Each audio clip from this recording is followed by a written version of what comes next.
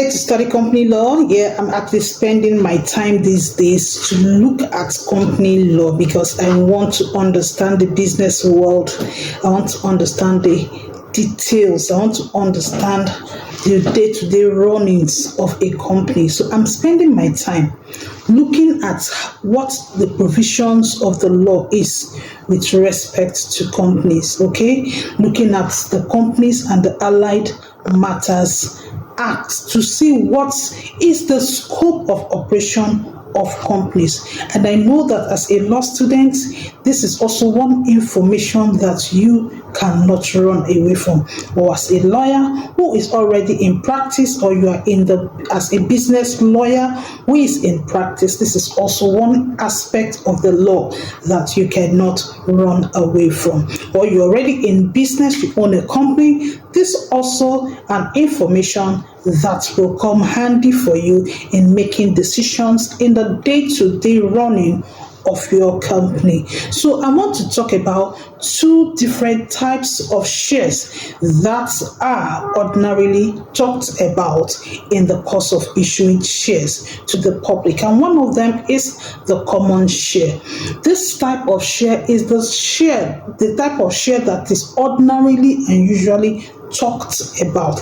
This is the one that most people have access to and they enjoy on a daily basis. So when we talk about the common shares, we're talking about this type of shares that a person can invest in a company. You become a shareholder of that company, which means you own a particular unit of that company, and this entitles you to vote when that company is taking important decisions that affect that company. You have the right to vote.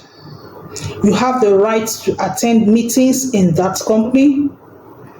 You also have the right to receive notices with respect to meetings.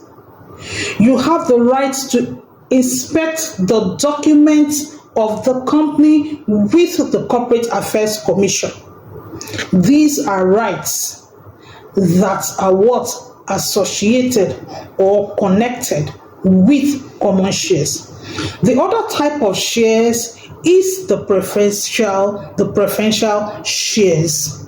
In this type of shares, it belongs to a different category or a different class altogether because it comes with certain advantages. Now, if somebody has preferential share and another person has the common shares, in the event that the company has made surplus or enough profits, it has improved, and they now decide they want to distribute the profit or the dividends to all the shareholders.